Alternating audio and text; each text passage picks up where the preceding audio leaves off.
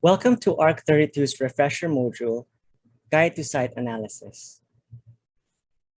I'm Assistant Professor Aaron Lecciones, and on behalf of the ARCH32 teaching team, I welcome you to today's lesson.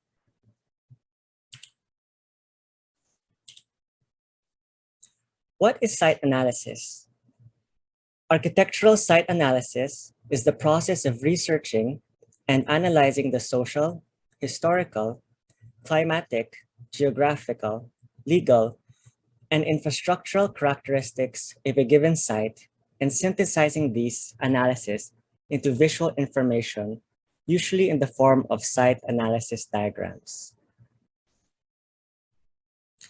These characteristics are examined vis-a-vis project goals to guide decision-making throughout the design process that is informed and evidence-based. These decisions can change programmatic realities and also impact the proposed building structure and aesthetic. Some of the diagrams that are made include code regulation, massing studies, solar and wind studies, movement and circulation patterns, land use, and others. Site analysis is a vital step in the design process.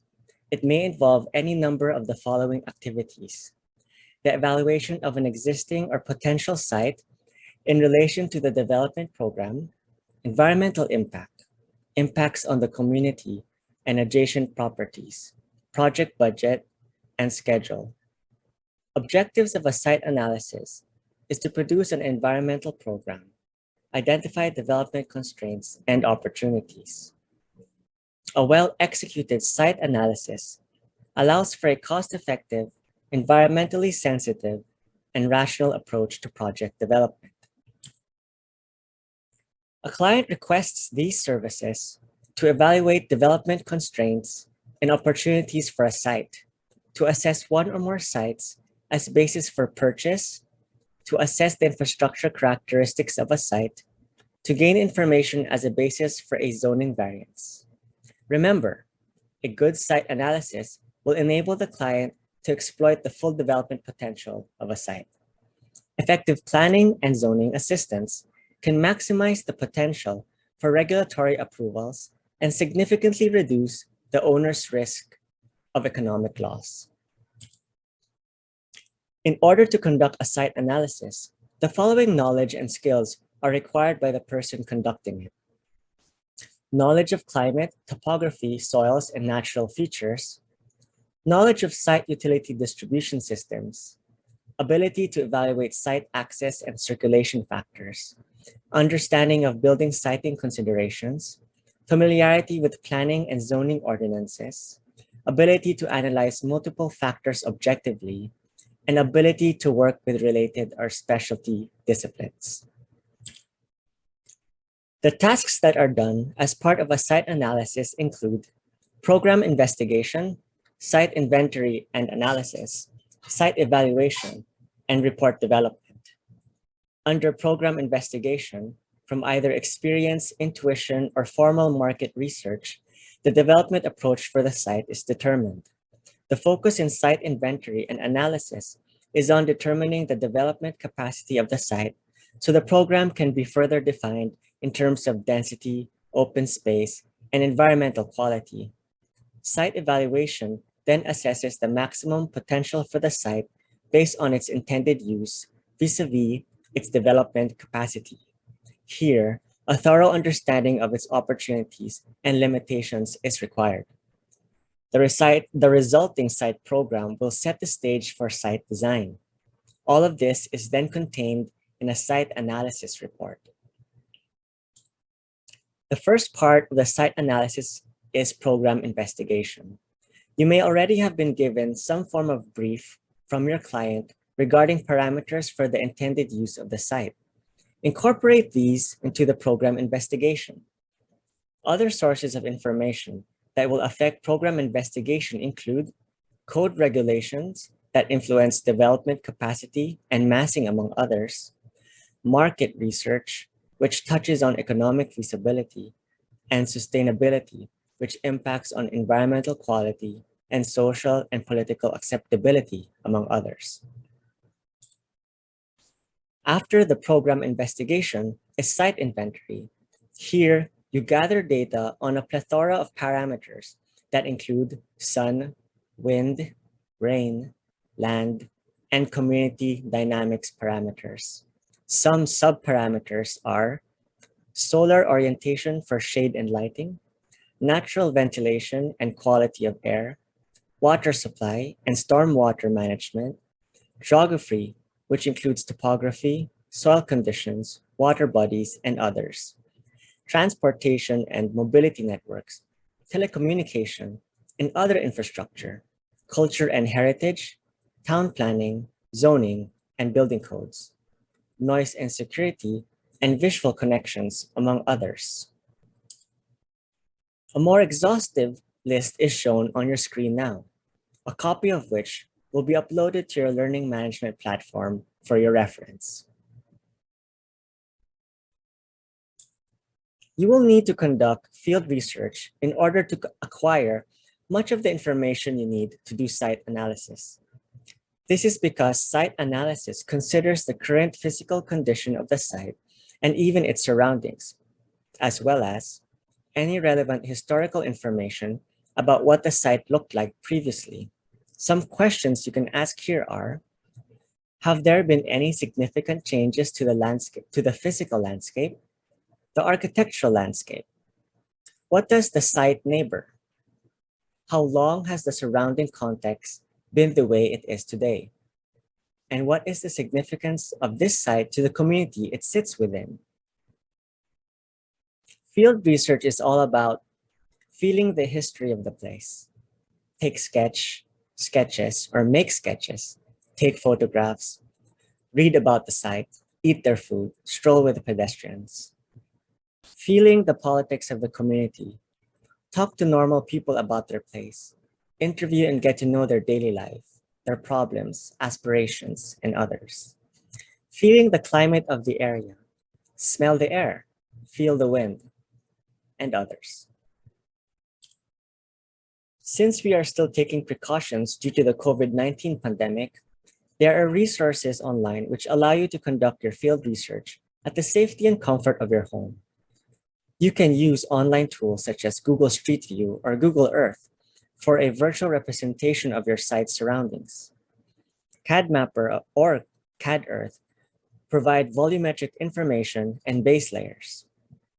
Google Maps, Bing Maps, or OpenStreetMaps provides a wealth of geographically tagged information on up-to-date satellite-derived maps.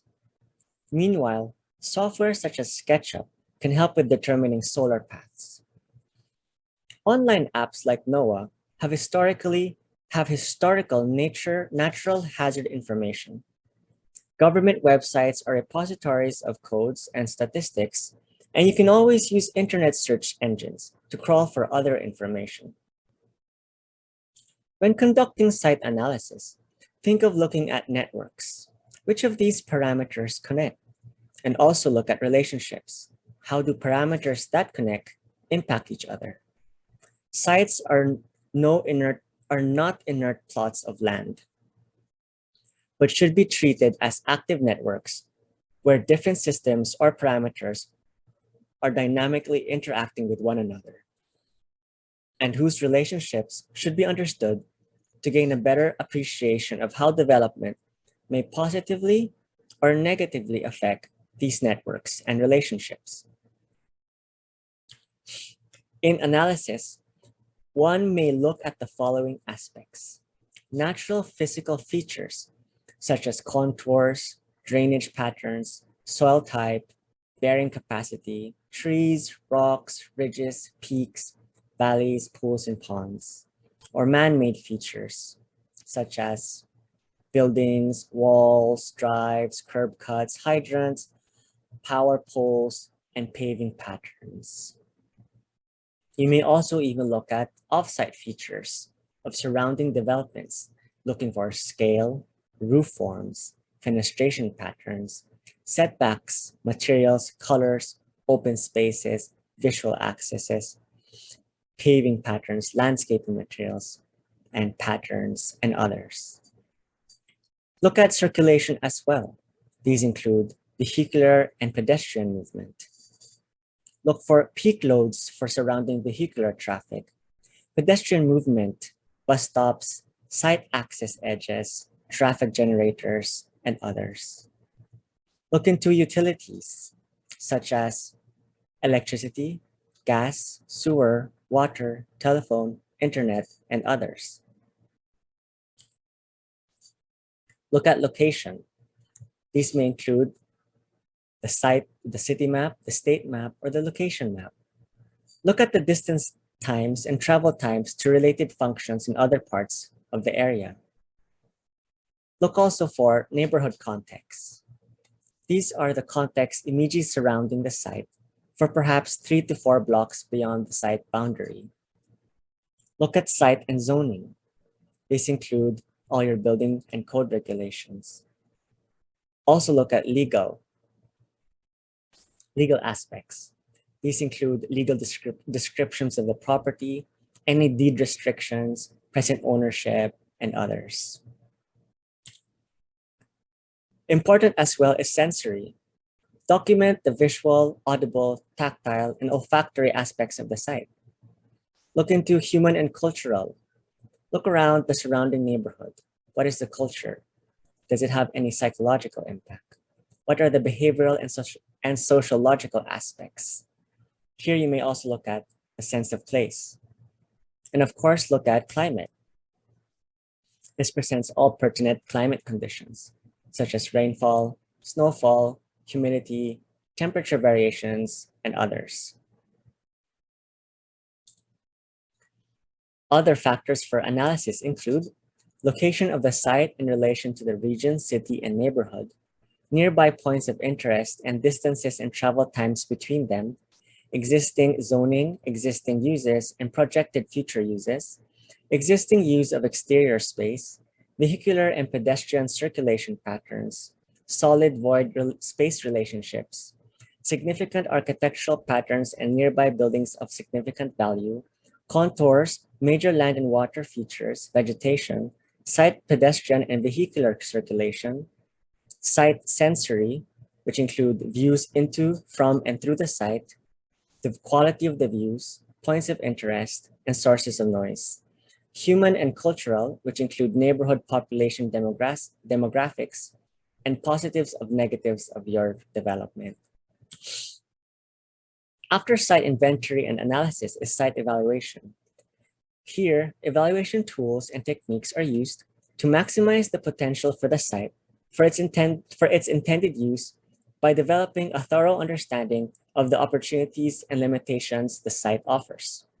In this refresher module, we will review SWOT and SWOT+. SWOT analysis is a standard evaluation tool used to identify, organize, and prioritize the strengths, weaknesses, opportunities, and threats to aid planning, design, development, implementation, and evaluation of almost any program or project. It is an open brainstorming technique in organizational planning and defines relationships among the identified SWOT factors to guide decisions about what to do next. Values are assigned to SWOT elements and they arrive at indicative priority needs. SWOT should be clearly stated and linked to measurable performance indicators. The 4 basic parts of the SWOT are strength, weaknesses, opportunities, and threats. The aspects investigated in these 4 are how much they are an asset for strengths and opportunities, how much they are a liability for weaknesses and threats, how much they are external to the site, opportunities and threats, and how much they depend on the site itself, strength and weaknesses. In a traditional SWOT, we end up with listing down the strengths, weaknesses, opportunities, and threats. In a SWOT+, we provide rankings to each of the SWOT factors. They are ranked based on either being an asset or liability and being external or internal. Usually, this is from a grade of 1 for least and 5 for most. For example, In the table shown, the SWOT factors are listed according to SWOT category and are graded accordingly. Under strength, 3 SWOT factors are identified: the flat terrain of the property, the presence of trees, and the regular cut of the lot.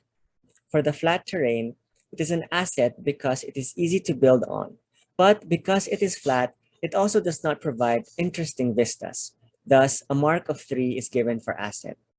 The factor of flat terrain, though, is entirely dependent on the lot itself, as no matter what happens outside the lot, it will always remain flat. Thus, it gets a mark of 5 for being very internal to the site. Let's take the weakness of poor ventilation.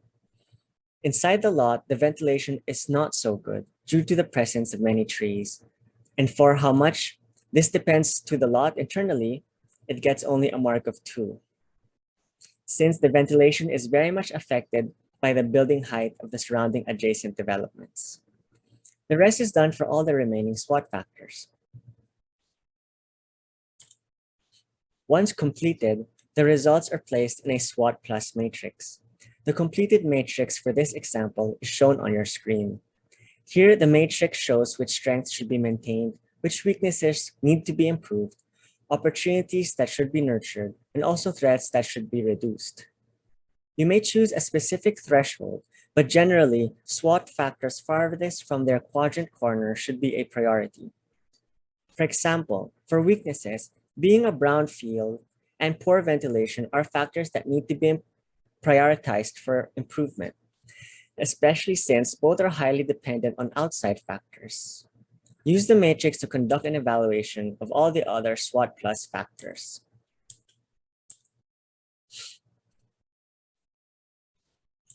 The evaluation results will be used to recommend areas where you should maintain strengths, improve weaknesses, nurture opportunities, and reduce threats.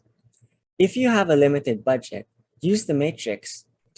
The matrix will provide a justification for priority areas. The last part of the site analysis is report development. In the outline provided to you, the report is composed of 4 parts. The introduction, where you describe and provide a brief overview of the project. The site inventory and analysis, which contains the information gathered on the site and its analysis. And site evaluation, your SWOT plus evaluation. And lastly, your conclusions and recommendations. I hope this refresher module was useful for you. If you have any questions, please do not hesitate to contact any of your instructors for ARCH32. Thank you and have a good day.